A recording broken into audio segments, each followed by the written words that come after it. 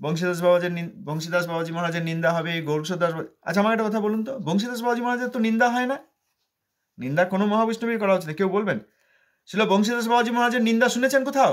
না, কারণ তাকে তো আর প্রতিদ্বন্দ্বী মনে করা হচ্ছে না। তাকে এইসব লোকগুলো নিন্দা করেনি কারণ তিনি তো আর প্রতিদ্বন্দ্বী নন। তিনিও তো মলমূত্র ত্যাগ করে রেখে দিতেন যাতে বহিরঙ্গ লোক না আসতে পারে। তাহলে জীবের কল্যাণ কি করে হয়? তিনি নিজে ভজন করে সমগ্র পৃথিবীর মঙ্গল করে দিয়েছেন। আচ্ছা, আসলো গৌরদাস বাবাজি মহারাজের তো নিন্দা হয় না, তিনিও তো কোনো দেশে যাননি। তিনি বৃন্দাবনে ভজন করেছেন, তারপর আবার এই নবদ্বীপে এসে ভজন করেছেন। নবদ্বীপে ছই করে থাকতেন, কোথাও বৃক্ষতলে থাকতেন, কখনো কখনো নগ্ন থাকতেন, কোনো বস্ত্রাদি পরতেন না, এত কৃষ্ণপ্রেমে বিহ্বল থাকতেন।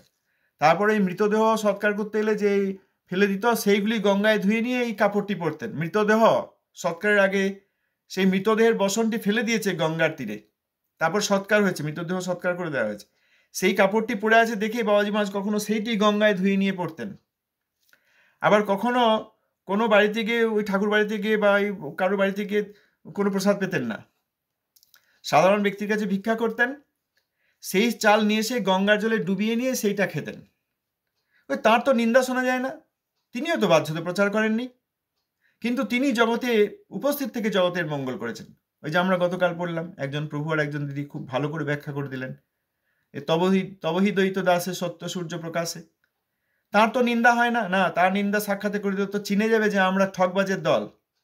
কার নিন্দা হয়? আমাদের শিল ভক্তিবিলাস তীর্থ গোস্বামী মহারাজের নিন্দা হয়, শিল ভক্তি দ্বৈত মাধব গোস্বামী মহারাজের নিন্দা হয়, শিল ভক্তি হৃদয় বন গোস্বামী মহারাজের নিন্দা হয়, শ্রীমৎ ভক্তি প্রমোদ পুরী গোস্বামী মহারাজের নিন্দা হয়, শ্রীমৎ ভক্তি রক্ষক শ্রীধর গোস্বামী মহারাজের নিন্দা হয়। এইভাবে সব আচার্যদের নিন্দা হয়। পরম বৈষ্ণব এনারা, প্রভুপাদের গণ, এনাদের কেন নিন্দা হয়? কারণ এরা মনে করছে এনারা আমাদের আচার্যের প্রতিদ্বন্দ্বী। যখন এনাদের নিন্দা হয়েছে তখন শিষ্যগণ বলেন নাই, এই যে ঠাকুরমশাই বললেন না, যে গুরুর মুখেও যদি বৈষ্ণব নিন্দা শোনা যায়, শিষ্য তাকে বলবেন যে গুরুদেব আপনি নিন্দা বন্ধ করুন। আর গুরু যদি একান্তই নিন্দক হন তাহলে তাকে পরিত্যাগ করবেন। ওই করেননি তো। আচ্ছা, ঠিক আছে, তাহলে তাতে কি হলো? যদি কোনো মহাবৈষ্ণব তিনি তার গুরু ভ্রাতাদের কিছু বলেন, সেটা প্রেম কৌতুক হতে পারে, সেখানে শোনা উচিত নয়।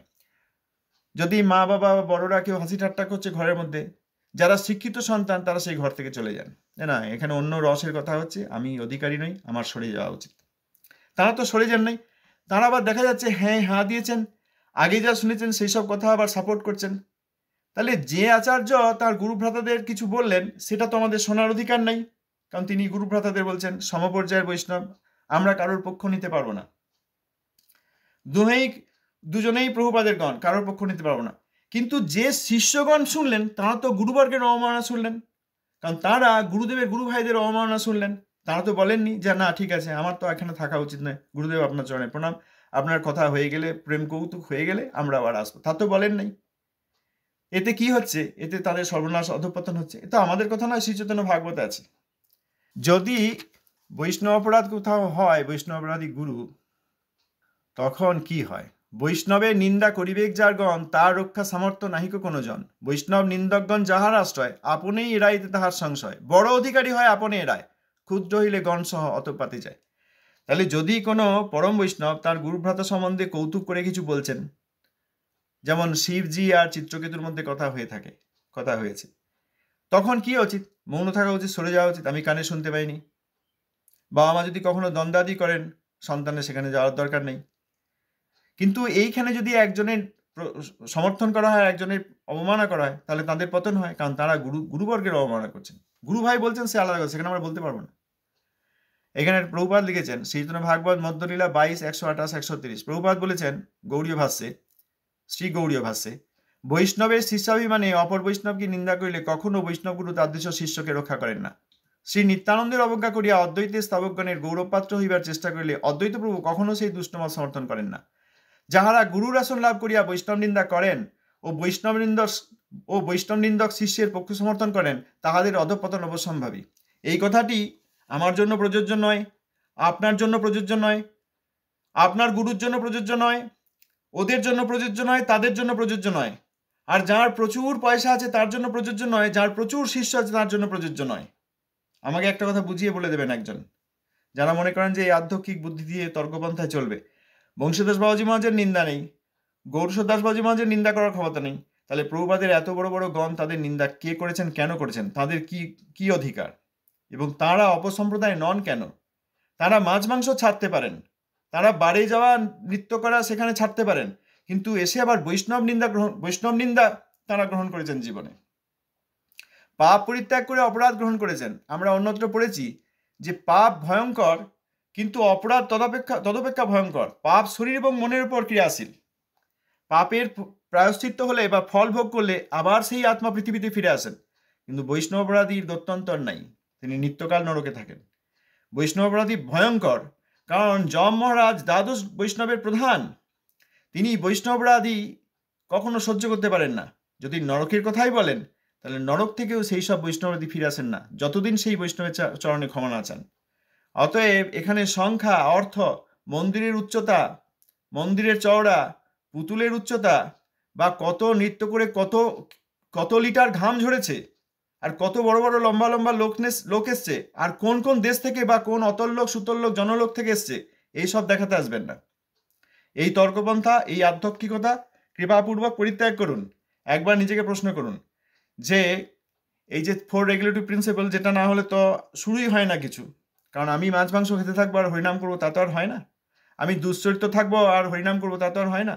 অতএব এই 4 রেগুলেটরি প্রিন্সিপাল খুব দরকার। এটা প্রথম ধাপ, না হয়তো কথাই বলা যাচ্ছে না। কিন্তু সেইগুলি করে অমেদ্যাদি ত্যাগ করে বৈষ্ণব অপরাধ যারা গ্রহণ করেছেন, তাদের কি ফল হয়, আমরা তাদেরকে কিভাবে বৈষ্ণব বলি, কিভাবে সম্মান করি, এইটা আমাকে একজনকে বুঝিয়ে দেবেন, তারপর অন্যান্য তর্ক করবেন। এখানে প্রভুপাদ বলছেন, কারণ আধ্যাত্মিকগণ তর্কপন্থায় সৌতপথ বা ভক্তিপথের কথা হৃদয়ঙ্গম হয় না। তাহলে এই ধরনের বৈষ্ণব অপরাধীরা, তারা যত কিছু ত্যাগ করে যাই কিছু গ্রহণ করুন, কিন্তু আবার তার সঙ্গে বৈষ্ণব অপরাধ করলে তাদেরকে অপরাধী কেন বলা হবে না?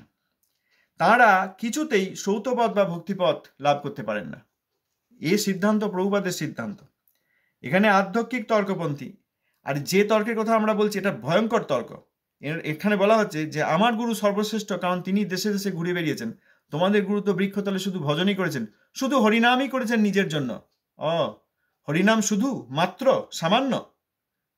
শুদ্ধ হরিনাম করে নিজেকে আগে উদ্ধার করুন, তারপরে সে কথা বলবেন। তো এরা শ্রৌতপথ বুঝতে পারে না, তা তো বটেই। ওই জন্যই তো আমরা গতকাল যে লম্বা আমাদের আলোচনা হলো, সেখানে আমরা কি দেখলাম, যে এই বৈষ্ণব অপরাধের ফলে তারা এই যেখানে গুরুদেবের খুব মাহাত্ম্য হচ্ছে, গুরুদেবকে রথ চড়িয়ে সিংহাসনে চড়িয়ে বড় করে সব হচ্ছে, কিন্তু পরম গুরুদেবের অপকর্ষ হচ্ছে, এবং গুরুবর্গের কোথাও না কোথাও অপকর্ষ হচ্ছে। গুরুকে ভালোবাসি আর একবারে সোজা রাধারানীকে ভালোবাসি, এইসব এদের সম্বন্ধে বলতে গিয়ে নাম নেওয়া উচিত নয়। গুরুদেবকে ভালোবাসি, একবারে সোজা নিত্যানন্দ প্রভুকে ভালোবাসি, আর মাঝখানে বাদ বাকির চেয়ে আমাদের গুরুদেব বড়, এসব দেখা যায়। এই ধারণাগুলি নিয়ে তারা ভজন করার চেষ্টা করছেন, ভজন দূরের কথা, সাধনা করার চেষ্টা করছেন।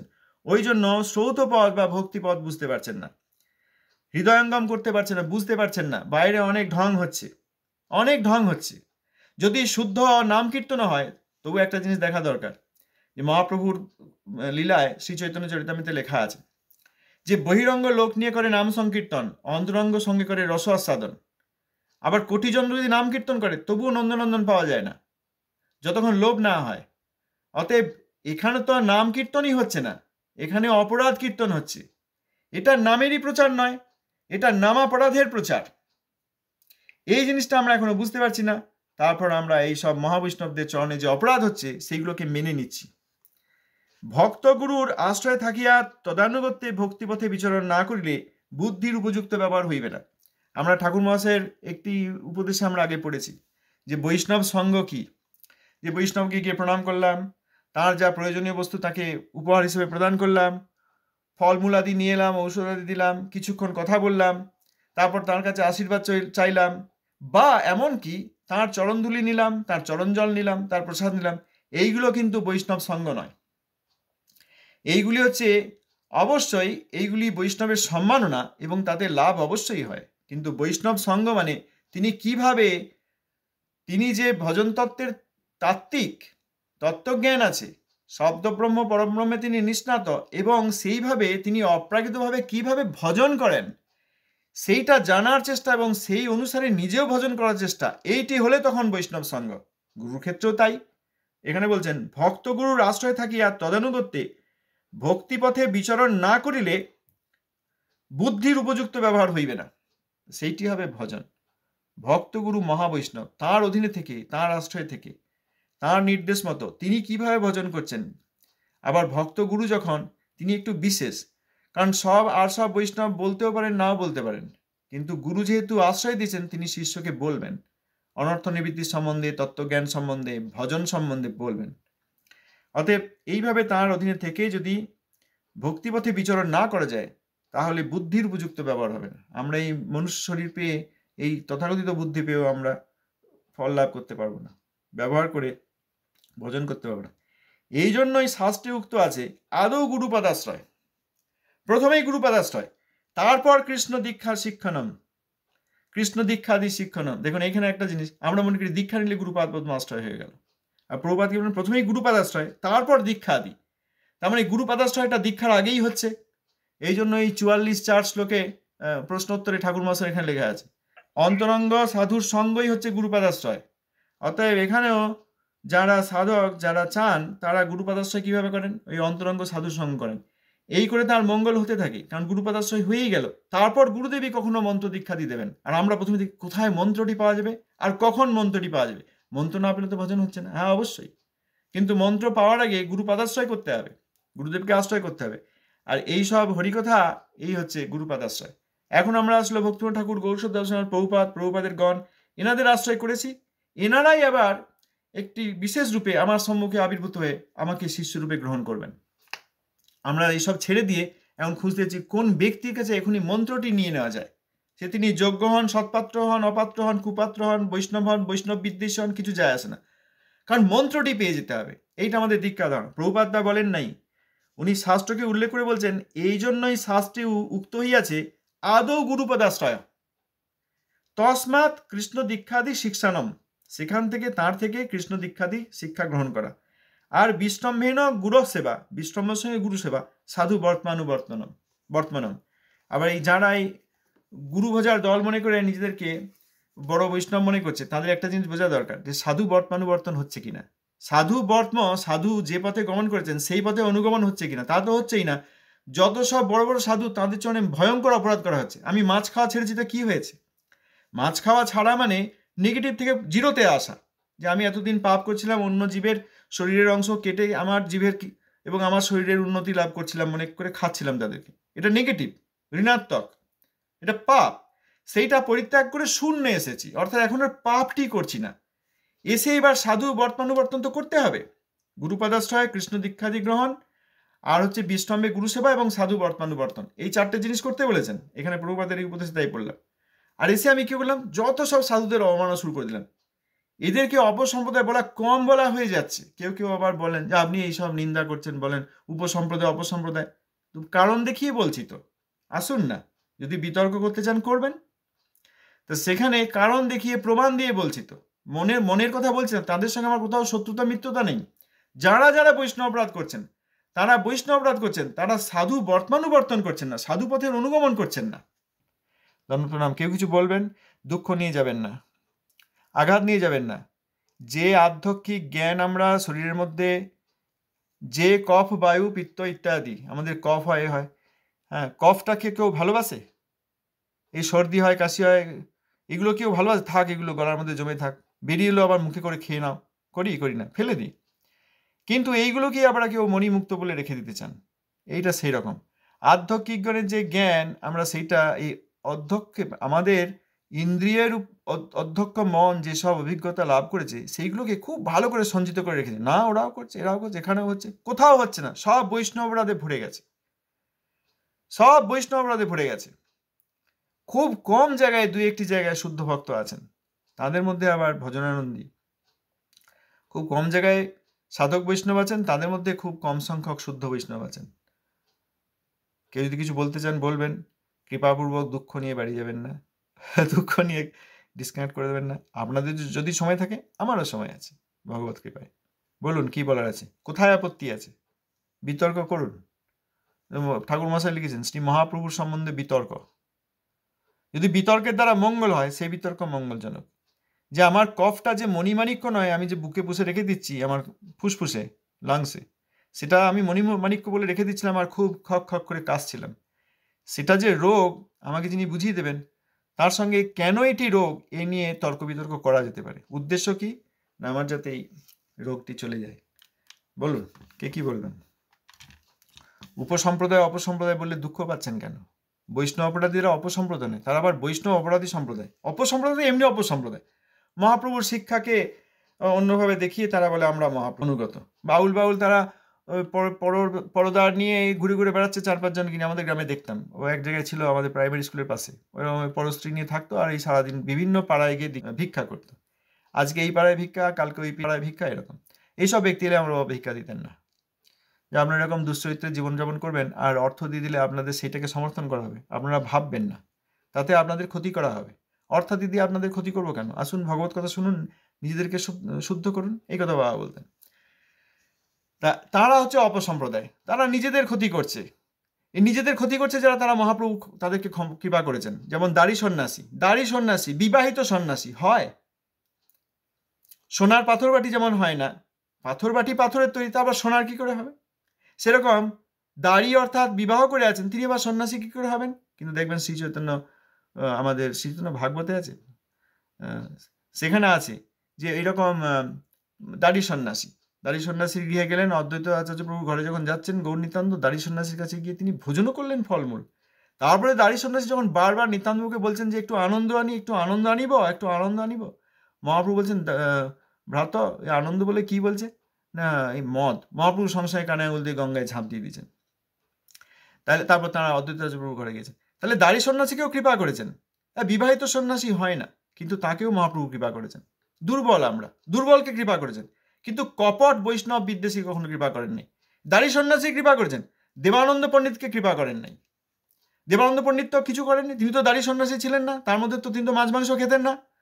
হ্যাঁ, তিনি তো সবই ভাগবত পাঠ করতেন, খুব পণ্ডিত ছিলেন, আমাদের মতো মূর্খ নন, মহাপণ্ডিত ছিলেন, আবার নবদ্বীপের পণ্ডিত, বহুদিন থেকে ভাগবত পাঠ করেন, কিন্তু মহাপ্রভু কৃপা করেননি। পরে বক্রেশ্বর পণ্ডিতের সঙ্গ পেয়ে তখন তার এইসব শুভবুদ্ধি এসছে, তখন মহাপ্রভুর কৃপা পেয়েছেন, শিবাস ঠাকুর কাছে ক্ষমা চেয়েছেন, তারপর মহাপ্রভুর কৃপা পেয়েছেন। আমরা দাড়ি সন্ন্যাসী ভার্সেস দেবানন্দ পণ্ডিত বুঝতে পারি নাই, ওই জন্য মাছ মাংস ছেড়েছে বলে খুব মাথায় তুলে নাচছি, কিন্তু তারা যে এত বড় সব বৈষ্ণবদের নিন্দা করলেন সেটা আমরা দেখতে পাচ্ছি না। বলবেন আজ থেকে অপসম্প্রদায় বলা আমার ভুল হয়ে গেছে, মহাবৈষ্ণব অপরাধী সম্প্রদায় বলা উচিত। অপসম্প্রদায় মানে এমনি সাধারণ পাপী সম্প্রদায়। অপসম্প্রদায়ের মধ্যে একবারে সর্বনিকৃষ্ট হচ্ছে বৈষ্ণব অপরাধ, একবার সম্প্রদায় ভিত্তিক বৈষ্ণব অপরাধ হচ্ছে, সব জায়গায় হচ্ছে, সব জায়গায় দেখছেন না, দীক্ষাগুরুকে বাধ্যতা সম্মান করে শিক্ষাগুরুর অবমাননা করছে। প্রতিহিংসা এবং প্রতিযোগিতামূলে যে বৈষ্ণব অপরাধ হয়েছে সেইটিকে আপনারা বৈষ্ণব সম্প্রদায় বলছেন। এত বড় দুর্ভাগ্য কি করে আমরা মেনে নেব নিজেদের? কোনটা ভুল বলা হয়েছে, কোনটায় আপত্তি নেই? যদি আপত্তি না থাকে আজ থেকে আর এই আলোচনা, এই ভাবনা রাখা যাবে না মনের মধ্যে। আর যদি আপত্তি থাকে এখনই বলে দিন, এই আমার প্রার্থনা। যদি এটা সিদ্ধান্ত হয়, যদি বোঝা যায় যে হ্যাঁ ঠিক, তাহলে মেনে নিতে হবে আজ থেকে আর কোনো অপসম্প্রদায়ের সঙ্গ করবে না। আর যদি বলেন না এটা ঠিক না, তর্ক করুন, প্রমাণ দিন। मेरा इससे रिलेटेड कुछ और था, जैसे जो हरिनाम है क्या वो गुरु के अनुगत ही करना चाहिए क्या हमें? What do you mean? जैसे प्रभु जी का इसमें जैसे मैंने पढ़ा था मैंने कि जो हरिनाम है वो गुरु के अनुगत होके ही करना चाहिए हमें। हाँ, तो उसका अर्थ क्या है, मतलब समझ नहीं आया मुझे कि अनुगत मतलब क्या, उनके दिखा के बाद या मतलब क्या, वो चीज समझ नहीं आया मेरे को सही से ना। आप वो सेंटेंस पढ़ सकते हैं जहाँ पे पढ़ा हमने? अभी तो नहीं खोला है प्रभु जी। हाँ, देखना पड़ेगा। গুরবানুগত্যে হরিনাম মানে আমরা মনে করছি যে বোধহয় নামাক্ষর গ্রহণ। হরিনাম প্রকৃত অর্থে হরিনাম গ্রহণ মানে কি? কৃষ্ণের সেবা। নাম গ্রহণ হবে, কৃষ্ণের দর্শন হবে, কৃষ্ণের সেবা হবে, সপার্ষদ কৃষ্ণের সেবা হবে। সেই সপার্ষদ কৃষ্ণের কাছে কে আছেন? প্রথমেই গুরুদেব আছেন। আমি যাকে প্রথম দর্শন পাবো তিনি হচ্ছেন গুরুদেব। এইরকম একজন ভজনানন্দী যিনি নিত্যধামে আছেন। আমাকে একটা কথা বলুন, আমাদের যদি কেউ কোনোভাবে ব্রজে নিয়ে চলে যায়, আমরা কি সুবল শ্রীরাম এদের সঙ্গে খেলাধুলো শুরু করে দিতে পারবো? অচেনা, কোনো সম্বন্ধ হয়নি। অচেনা মানে কি? সম্বন্ধ হয়নি। এই অসুরগুলো তাই চেষ্টা করেছিল, প্রলম্বাসুর, তারপরে এইসব অসুররা ওই সব রূপ ধারণ করে, সখাদের রূপ ধারণ করে নিয়ে তারা মায়াবী সখাদের রূপ ধারণ করে তারা খেলা করতে শুরু করেছিল। কৃষ্ণ বলরাম তাদের হত্যা করে দিয়েছেন। আমরা যদি এখন সেখানে অবস্থিত, ভজনের দ্বারা অবস্থিত এই রকম ব্যক্তিত্বের অধীনে সেখানে না যাই, তাহলে আমাদেরকে হতে হবে। আমরা সেদিন বললাম না এই জায়গায়, এইভাবে যদি যেতে যাওয়া হয় কৃষ্ণ আমাদের হত্যা করে দেবেন, আমাদের যাওয়া সম্ভব নয়। অতএব হরিনাম অর্থাৎ হরির সেবা, নাম দ্বারা নামীর সেবা হয়। প্রভুপাদ বলেছেন না, নাম দ্বারা নামীর সেবা হয়, হরিনামের দ্বারা নামের সেবা হয় এবং নামীর সেবা হয়। নামই নাম, নাম হচ্ছেন নামী।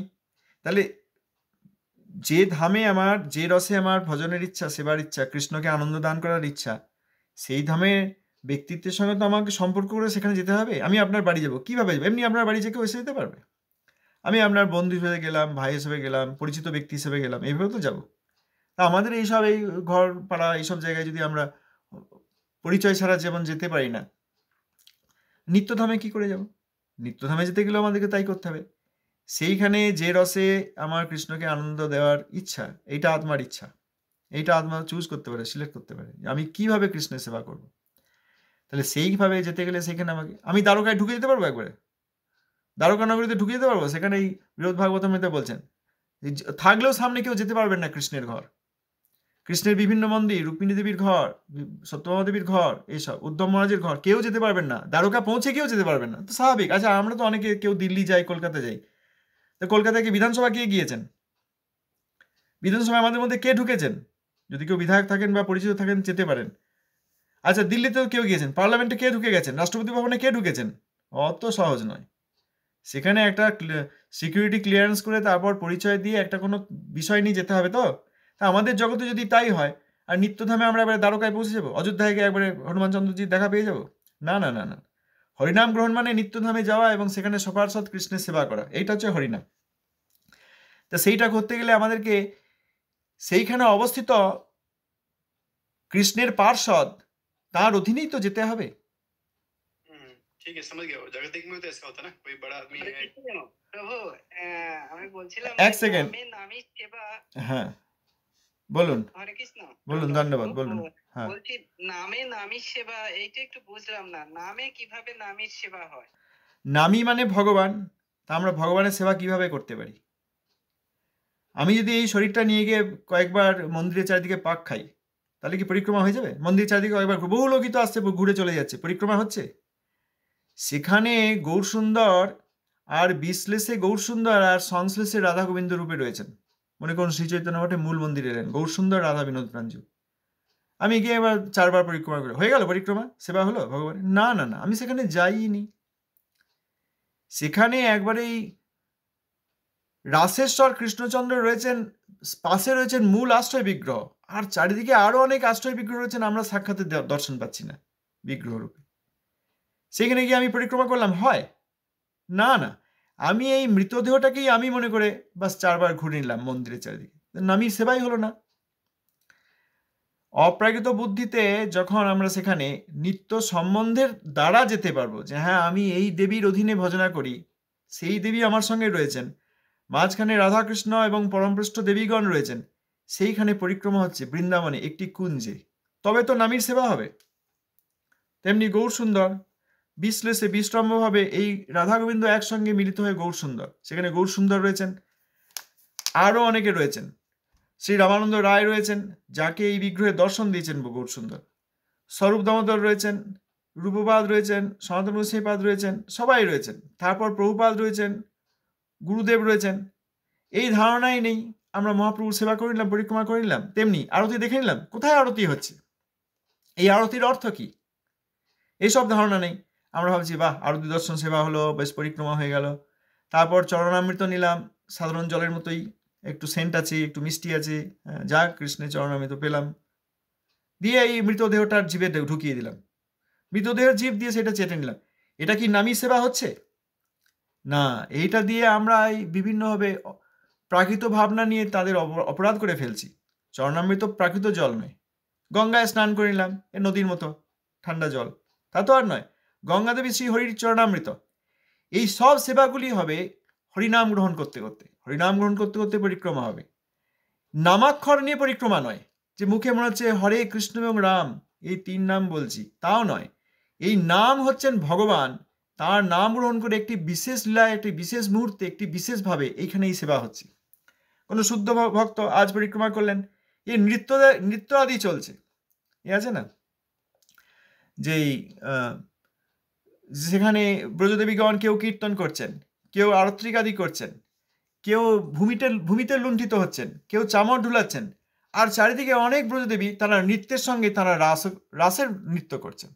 এই মাঝখানে এই সপার্ষদ আর তাঁদেরই কিছু পার্শ্বদবর্গ বিভিন্ন দিকে কেউ নৃত্য করছেন, কেউ গীতি গাইছেন। সেইখানে আমরা যাব কি করে? অপ্রাকৃত হরিনাম তত্ত্ব এবং সেই হরিনাম এবং আমার নিজের তত্ত্ব আমি যে সেখানে কিভাবে অবস্থান করছি, আমি তো আর মিস্টার বিনয় চৌধুরী রূপে সেখানে যেতে পারবো না, বিনয়বাবু রূপে যেতে পারবো না। আমার নাম বিনয়, আমি বিনয়বাবু রূপে সেখানে চলে গেলাম, তাও তো আর যেতে পারবো না। আমার হাত পা আছে, শরীর আছে, চোখ মুখ আছে, 10 বছর আগে আরও ইয়ং ছিলাম, এখন দেখতে আরও বিশ্রী হয়ে যাচ্ছি, এই ভাবনা নিয়ে তো আর যেতে পারবো না। আমি স্ত্রী অপরূপা সুন্দরী হয়ে সেজে এসেছি, কাজল পরে এসেছি, কৃষ্ণ আমাকে দেখবে, আহা কৃষ্ণের আনন্দ হবে, এইটাই তো হচ্ছে আজকাল। চোখে কাজল পরে নিচ্ছে, টিপ পরে নিচ্ছে, ভালো করে সেজে নিচ্ছে, ভালো ভালো ড্রেস পরছে, দিয়ে বলছে আমরা এটা গোপী ড্রেস পরেছি, আমরা সেই বৃন্দাবনে ছিলাম, সেখান থেকে পড়ে গিয়েছি। এইসব ধারণা নিয়ে তারা সেখানে নাচ গান করছেন, আর এই মৃতদেহটা ঘেমে যাচ্ছে, গন্ধে উঠছে, পারফিউম দিতে হচ্ছে। এইভাবে তো আর নামীর সেবা হয় না। নিজের তত্ত্ব হরিনাম কি, হরিনামই যে নামী, এবং এই হরিনাম গ্রহণের দ্বারা কৃষ্ণকেই আমি দর্শন করছি। কৃষ্ণ একা নেই সেখানে, কৃষ্ণ পার্শ্বদগণ রয়েছেন। কৃষ্ণ পার্শ্বদগণ অন্যত্র নাই, নিত্যধামে রয়েছেন। তবে তো নামীর সেবা হবে। তো সেইটা কি করে হবে? সেটা যে কোনো জায়গা থেকে হবে, যেখানে আছেন সাধক বাধ্যত, সেইখানে থেকে এই ধ্যানের দ্বারা এই প্রাকৃত ভাবনা সরিয়ে অপ্রাকৃত ভাবনা, আর অপ্রাকৃত ভাবনায় সেখানকার কোনো পার্শ্বদের অধীনে খুব সহজ ধামে যাওয়া। এই কথাই গুরুবর্গ বলছেন, খুব সহজ। প্রাকৃত ধারণা পরিত্যাগ করে অপ্রাকৃত ধারণা নিয়ে আসুন, এই আমাদের গুরুদেবের আদেশ। প্রাকৃত ধারণা, প্রাকৃত তত্ত্ব পরিত্যাগ করে অপ্রাকৃত ধারণায় আসুন।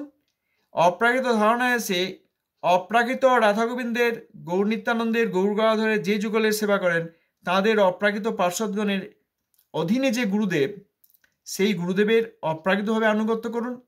এই ভগবানের এজেন্ট, কৃষ্ণের এজেন্ট গুরুদেব, তিনি আমাদেরকে নিত্যধামে নিয়ে যাবেন। এইটা হচ্ছে নামের দ্বারা নামীর সেবা। এই মনের দ্বারা নামীর সেবা হয় না। শরীরকে পরিক্রমা করিয়ে বা মৃতদেহ আরতি করছে, এইভাবে নামীর সেবা হয় না। হ্যাঁ, মনের ভাবনার দ্বারা হয় না, প্রাকৃত বুদ্ধির দ্বারা হয় না, অপ্রাকৃতভাবে হয়। অপ্রাকৃত আত্মা অপ্রাকৃত ভগবানের অপ্রাকৃত নাম গ্রহণ করে অপ্রাকৃত নামীর সেবা করতে পারেন, এছাড়া সেবা সম্ভব নয়।